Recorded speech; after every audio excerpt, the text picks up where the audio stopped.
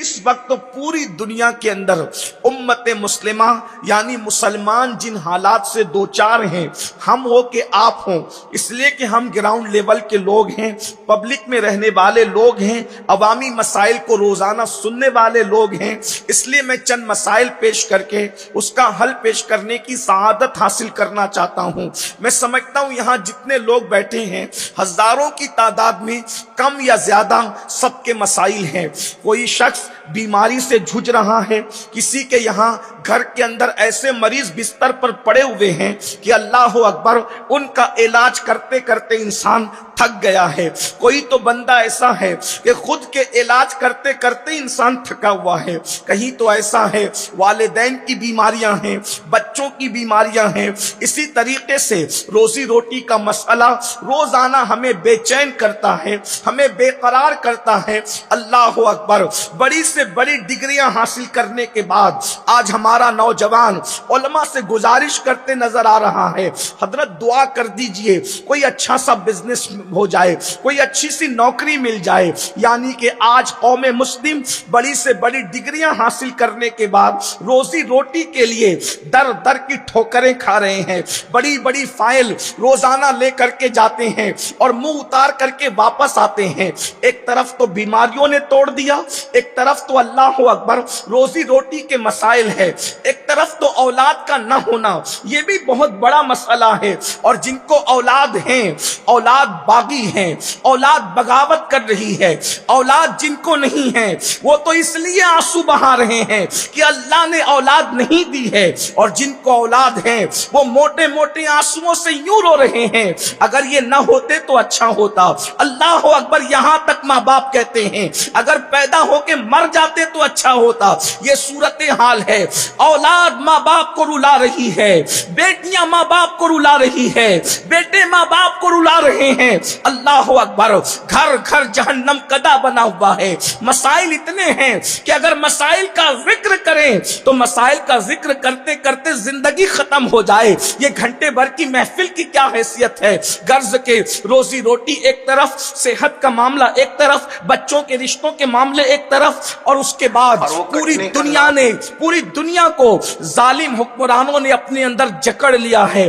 اللہ اکبر، آپ نہیں دیکھ رہے ہیں کسی ایک ملک کی بات کیا کریں، اٹھتے ہوئے جنازے اور سسکتی ہوئی لاشیں، اللہ اکبر، نوجوان بچیوں کا بیوہ ہونا، ننھے ننھے بچوں کا ماں کی گود کے اندر دم توڑنا، یہ کسی ایک ملک کی بات نہیں۔ مشرق سے لے کر مغرب تک، شمال سے لے کر جنوب تک یہی مسائل ہے۔ اگر آپ کو یقین نہیں آتا تو ایک ملک میں ابھی چند دنوں پہلے جو انقلاب کی آواز اٹھی ہے، آپ وہاں کی کلپیں دیکھ لیں، کیا حالات ہیں۔ اللہ اکبر، کیسے ظلم کیا گیا ہے۔ اللہ اکبر، جانور کاٹنے والی مشینوں سے انسان کے سر کاٹنے کی داستان سامنے آئی ہے۔ اللہ اکبر، جیلوں کے اندر ننگے انسانوں کو رکھا جاتا تھا، اس طرح کی باتیں سامنے آئی ہے، اور بھی چیزیں۔ اللہ اکبر، آخر مجھے بتاؤ یہ مصیبتوں سے نجات کیسے ملے؟ اس لیے کہ مرض کا دکھڑا بہت رو چکے، اب اس دکھڑے سے نجات کیسے ملے؟ غربت سے نجات کیسے ملے؟ بیماریوں سے نجات کیسے ملے؟ ظالم حکمرانوں سے نجات کیسے ملے؟ در در بھٹکنے سے نجات کیسے ملے؟ تو آؤ میں آپ کو بتاؤں، ہمیں کسی اور جگہ جانے کی ضرورت نہیں ہے۔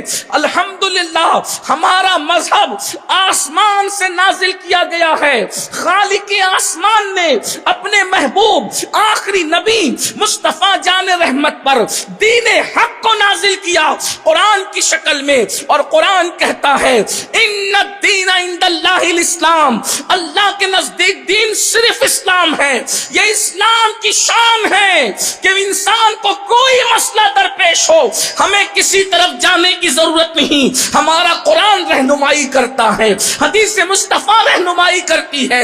دنیا کی کتابیں فرسودہ ہو سکتی ہے، قرآن کبھی فرسودہ نہیں ہو سکتا، قرآن کبھی پرانا نہیں ہو سکتا۔ قرآن کی تعلیم ہر وقت نہیں ہے، ہر زمانے میں نہیں ہے، ہر دور میں نہیں ہے، ہر عصر میں نہیں ہے۔ اللہ اکبر، مسائل کتنے ہی ہو قرآن اس کا جواب اور حل پیش کرتا نظر آتا ہے۔ اب مجھے بتاؤ ان ساری چیزوں کا علاج علاج کیا ہے؟ تو قرآن میں میرا اللہ ارشاد فرماتا ہے اگر واقعی مسائل کا حل چاہتے ہو اور سنجیدہ ہو اپنے مسائل کے حل کے لیے تو قرآن کہتا ہے وما اصابکم من مصیبت فبما کسبت ایدیکم، کہ تم پر جو بھی مصیبت آتی ہے وہ تمہارے برے اعمال کی وجہ سے ہے، وہ تمہارے گناہوں کی وجہ سے ہے۔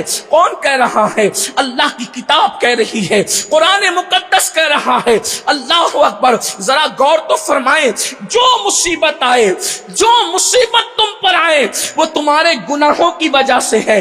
جب یہ آیہ کریمہ نازل ہوئی تو اللہ اکبر، اس آیہ کریمہ کی تفسیر کرتے ہوئے اللہ کے پیارے حبیب عالم ما کانا وما یکون مصطفیٰ جان رحمت صلی اللہ علیہ وآلہ وسلم نے صحابہ سے جو بیان فرمایا، اب ذرا توجہ سے سننا۔ میری قوم کے جوانوں، اپنے مسائل کا حل سیاسی لیڈروں کے دروازوں پر نہیں ہے، اپنے مسائل کا حل صرف ورد و وظائف میں نہیں ہے۔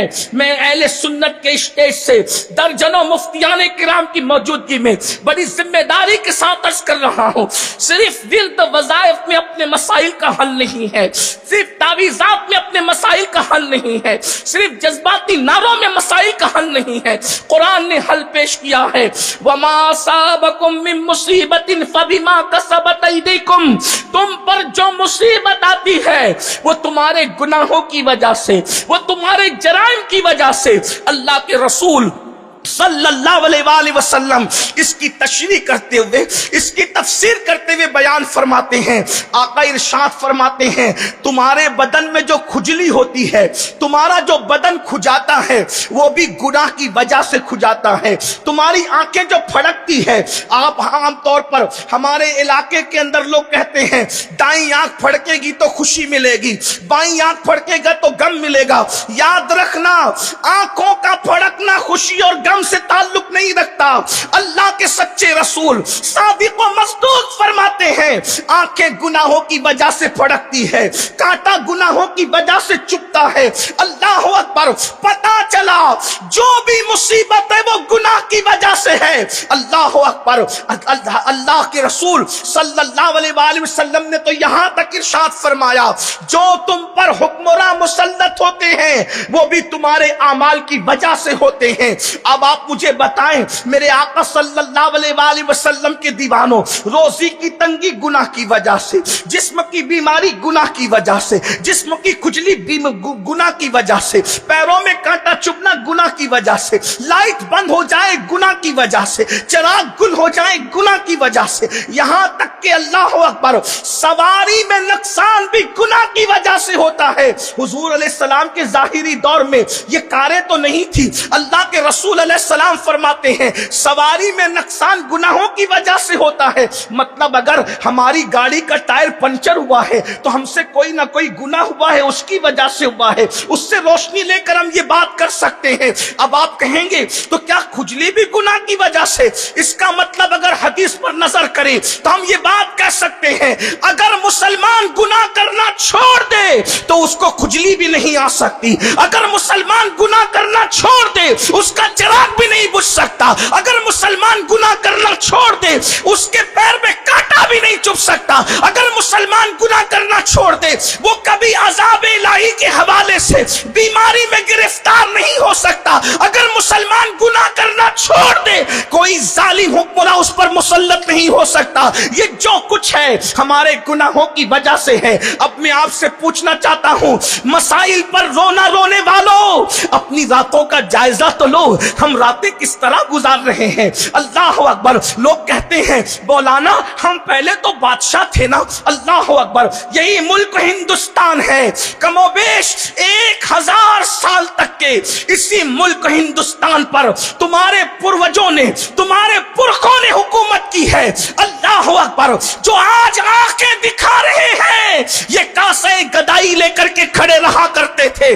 آپ کہتے ہیں کیوں؟ ہم پہلے بادشاہ تھے اور آج ہم یہاں پر غلام ہے۔ غلام اس کی وجہ کیا ہے؟ تو میں کہتا ہوں دیکھ لو اس وقت تک تم بادشاہ تھے۔ اللہ اکبر، اگر تم بادشاہ بن بھی جاتے تھے تو شمس الدین التمش کی شکل میں تم تہجد گزار ہوا کرتے تھے، تب تک تمہارا بادشاہ تہجد گزار تھا تب تک تم عزت کے ساتھ جی رہے تھے، تم بادشاہ بن کے جی رہے تھے، دنیا تمہاری غلامی کر رہی تھی، اور آج تہجد تو دور کی بات ہے، جمعہ کی نماز پڑھنے کے لیے بھی صرف 2 رکعت کے لیے آتے ہو۔ مجھے بتاؤ اللہ کے بندو اپنی اعمال کا جائزہ لو۔ اللہ اکبر۔ شمس الدین التمش وہ بادشاہ ہے جس نے 4 عورتوں کے علاوہ 5ویں کسی عورت کو نظر بھر کر کے نہیں دیکھا۔ آپ سے پوچھتا ہوں آج 16 17 سال کے لڑکے زنا کی فلمیں دیکھ رہے ہیں، عورتوں پر پاپ کی نظریں ڈال رہے ہیں، تباہ نہیں ہوں گے تو کیا ہوگا؟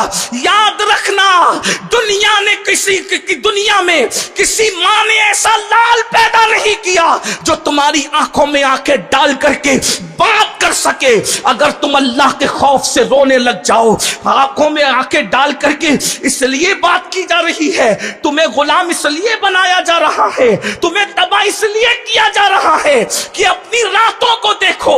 ہائے وہ دن گزر گئے مسلمانوں کے جوان راتوں کو اللہ کے خوف سے مسلح پر روتے تھے تو صبح کے وقت اللہ اتنی عزت دیتا تھا، آنکھوں میں وہ چمک دیتا تھا کہ کوئی اس کی آنکھوں میں آنکھیں ڈال کے بات نہیں کر سکتا تھا۔ جب سے تمہارے جوانوں نے زنا کی فلمیں دیکھ کر آنکھوں کو آوارہ کیا، آنکھوں کو گندا کیا، آنکھوں کو گلیز کیا، آج دیکھو حالات کیا ہو رہے ہیں۔ روٹی کے ٹکڑے کے لیے ترس رہے ہو۔ کل تک تم دنیا کو پالا کرتے تھے جب تک گناہ سے بچا کرتے تھے، آج تم لوگوں کے ٹکڑوں پہ پلنے کی بات کر رہے ہو۔ یاد رکھنا جب تک گناہ کرتے رہو گے بے چینیاں بے قراریاں تمہارے دروازوں پہ دستک دیتی رہے گی۔ آج تم یہ کہتے ہو ہماری بیٹیوں کو اسکول پڑھنے کے لیے دروازے بند کر دیے گئے، میں کہتا ہوں ہاں اللہ اکبر۔ جو باپ اپنی بیٹی کو آوارگی سے نہ بچا سکے اس کے لیے دروازے بند نہ ہوں گے تو کس کے لیے ہوں گے؟ یہی ہندوستان کی سرزمین ہے، اللہ اکبر۔ یہاں ایسی بیٹیوں نے بھی جنم لیا ہے کہ جس کے اللہ اکبر جس کی عظمت کے ٹنکے آج تک عرض ہند پر بجتے نظر آ رہے ہیں۔ تمہیں معلوم ہے اورنگزیب کے گھر میں ایک بیٹی ایسی تھی جس کے لیے اللہ اکبر جس کے علم سے متاثر ہو کر ایران سے ایک وفد چلا اور کہا وہ لڑکی کا علم اتنا عظیم ہے ہم اس سے ملاقات کریں گے۔ اس لڑکی نے اپنا تخلص مخفی رکھا تھا، اس نے کہا میں مردوں سے ملاقات نہیں کرتی، اللہ اکبر اگر مجھ سے ملاقات کرنا ہے تو میری شاعری پڑھ لی جائے، جو میری شاعری کو پڑھ لے گا وہ مجھے اس کے اندر پا لے گا۔ لیکن آج ہماری بیٹیاں غیروں کے سامنے کھلی ہے، ولیموں میں کھلی ہے، بے پردگی کا مظاہرہ کر رہی ہے، اللہ اکبر۔ کل ملا کر اختصار کے ساتھ بات بس اتنی کرنی ہے، جب تک گناہ کرتے رہو گے کہیں امان نہیں ملے گی۔ جہاں گناہ ہے وہاں فنا ہے۔ آج کہتے ہو سکون نہیں، گناہ۔ آج کہتے ہو روزی روٹی میں تنگی، گناہ۔ آج کہتے ہو بے قراری، گناہ۔ آج کہتے ہو بچیوں کو اچھے رشتے نہیں آتے، میں نے کہا گناہ۔ اگر میری بات پر یقین نہیں آتا کم سے کم اپنے نبی کی بات پر تو یقین کر لو۔ کب تک گناہ کرتے رہو گے؟ اور کون کون سے گناہ کر رہے ہو؟ اپنے آپ میں ڈوب کر دیکھو۔ بلکہ بڑی معذرت کے ساتھ، وقت ہوتا تو تفصیل سے کچھ کہتا، لیکن اختصار کے ساتھ ایک بات عرض کروں، نوازش ایک بات عرض کروں، سنیں۔ آپ سن رہے تو عرض کر رہا ہوں، اور ممبر سے بھی مجھے کہہ دیا گیا کہ آپ کہیں تو سن لیں۔ وہ کون سا گناہ ہے جو ہماری زندگیوں کے اندر نہیں ہے؟ تھوڑا غور سے سنیں۔ میں کوئی خطیب نہیں ہوں، صرف اپنے دل کا درد لے کر آپ کے پاس آیا ہوں، آپ اس کو سن لیں۔ بہت اچھی میزبانی کرتے ہیں اہل کارنجہ، ہمیں آپ کا شکریہ ادا کرنا چاہیے، لیکن اچھا کھانا کھلانا، اچھا جو وہ تحفہ پیش کرنا، اچھا ہار ڈالنا، یہ میری میزبانی نہیں ہے۔ اگر آپ اچھے سے سن لیں گے اور عمل کے جذبے کے تحت اٹھیں گے تو مجھے لگے گا کہ آپ نے میری اچھی میزبانی کی۔ آپ سن لیں غور سے، مجھے بہت خوشی ہوگی. کون سا گناہ ہے جو ہماری زندگیوں میں نہیں؟ اور ایک بات آپ سے کہوں، اگر انسان گناہ کو گناہ سمجھ کے کرتا ہے تو اس کے پلٹنے کے چانسز ہیں، اس کے رجوع کرنے کے چانسز ہیں. اگر انسان گناہ کو گناہ سمجھ کے کرتا ہے تو اس کے توبہ کی طرف آنے کی امید کی جا سکتی ہے. میری قوم کے جوانوں، دنیا نے ہمیں کہیں کا نہیں رکھا. آج گناہوں کو فیشن کا نام دے دیا گیا اور ہم گناہ کو فیشن کے طور پہ کر رہے ہیں. مثال کے طور پر میں چند گناہوں کا ذکر کرتا ہوں اور میں حق کہنے میں کبھی شرماتا نہیں، کیونکہ جس چیز کو اللہ رسول نے بیان کر دیا اب اس کے بیان کرنے میں مجھے کوئی شرم نہیں کرنی چاہیے، اس لیے کہ اصل حیا تو اللہ رسول کی بارگاہ میں ہے. حیا حضور سے بڑھ کر کس کے پاس ہو سکتی ہے؟ سب سے زیادہ با حیا اللہ کی کائنات میں اگر کوئی ہے تو وہ مصطفیٰ جان رحمت کی ذات ہے. جب اللہ کے رسول نے ذکر کیا ہے تو تھوڑا میں بھی ذکر کر دوں، لیکن دل سے کہنا چاہتا ہوں، دل سے سننے کی کوشش کرو. یقین جانے میں کوئی رسمی طور پہ نہیں کہہ رہا ہوں، پھر کہتا ہوں میں کوئی خطیب نہیں، نہ خطیب کی حیثیت سے آیا ہوں، بس ایک فقیر ہوں بارگاہ غوثیت کا اور دل کا درد لے کر آیا ہوں. شاید کہ تیرے دل میں اتر جائے میری بات. میری قوم کے جوانوں، یہ تباہ ہونے والی دنیا کو تباہی سے اگر کوئی بچا سکتا ہے تو وہ صرف تم بچا سکتے ہو. اس امت کو اگر غربت کے دلدل سے کوئی نکال سکتا ہے تو صرف تم نکال سکتے ہو. بھاگنے والی بچیوں کے پیروں میں اگر حیا کی کوئی زنجیر ڈال سکتا ہے تو وہ تم ڈال سکتے ہو. امت کی زلف پریشاں کو ناخن تدبیر سے اگر کوئی سنوار سکتا ہے تو وہ تم سنوار سکتے ہو. میری قوم کے جوانوں، جوان کسی باپ کا صرف بیٹا نہیں ہوتا، جوان صرف کسی ماں کا بیٹا نہیں ہوتا، بلکہ جوان پوری قوم کا سرمایہ ہوتا ہے. جس قوم کا جوان سنور جاتا ہے اس قوم کی تاریخ سنہری حرفوں سے لکھی جاتی ہے. جس قوم کا جوان آوارہ ہو جائے، جس قوم کا جوان عیاش ہو جائے، جس قوم کے جوان کی راتیں اللہ کی نافرمانیوں کے اندر گزرے، اس قوم کو صفحہ ہستی سے مٹا دیا جاتا ہے. یہ بات اچھی طرح یاد رکھنا. یہ تصور کرنے والوں، زمین پر سجدے کی بجائے تم زنا کرو گے اور اللہ تمہیں بچا لے گا، اللہ کے رسول تمہیں بچا لیں گے، اولیاء اللہ تمہیں بچا لیں گے. سن لو، مکۃ المکرمہ کی سرزمین پر اولاد پیمبر میں، ابراہیم خلیل اللہ کی اولاد میں جس وقت لوگ بگڑ جاتے ہیں تو اللہ رب العزت، وہ مکے کے رہنے والے تھے، وہ کعبہ کے متولی تھے، محلے کی مسجد کے متولی نہیں تھے، وہ کعبۃ اللہ کے متولی تھے. جب انہوں نے زنا کیا، جب انہوں نے شراب پیا، جب انہوں نے بدکاریاں کی، جب انہوں نے ظلم کیا، جب انہوں نے زیادتی کی تو اللہ اکبر، انہی میں سے اللہ نے ایسے پاک دامن لوگوں کو کھڑا کیا کہ بدر کی مقدس سرزمین پر ان آوارہ اور عیاش لوگوں کو ٹکڑے ٹکڑے کر کے ان کو کنویں میں بھر دیا گیا. اور پھر سید المعصومین نے کنویں کے کنارے پہ کھڑے ہو کے کہا، اے ابو جہل، اے عتبہ، اے شیبہ، یہ کون لوگ ہیں تمہیں پتا ہے؟ اللہ اکبر، یہ اولاد ابراہیم میں سے ہے.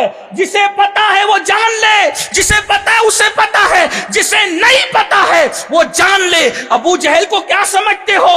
ابراہیم علیہ السلام سے اس کا شجرہ ملتا ہے. آپ ابو لہب کو کیا سمجھتے ہو؟ حضرت ابراہیم سے اس کا شجرہ ملتا ہے. عتبہ شیبہ کو کیا سمجھتے ہو؟ اللہ اکبر، خلیل اللہ سے اس کا شجرہ ملتا ہے. اگرچہ بغاوت کی وجہ سے نسب کام نہیں آتا، یہی تو بات ہے.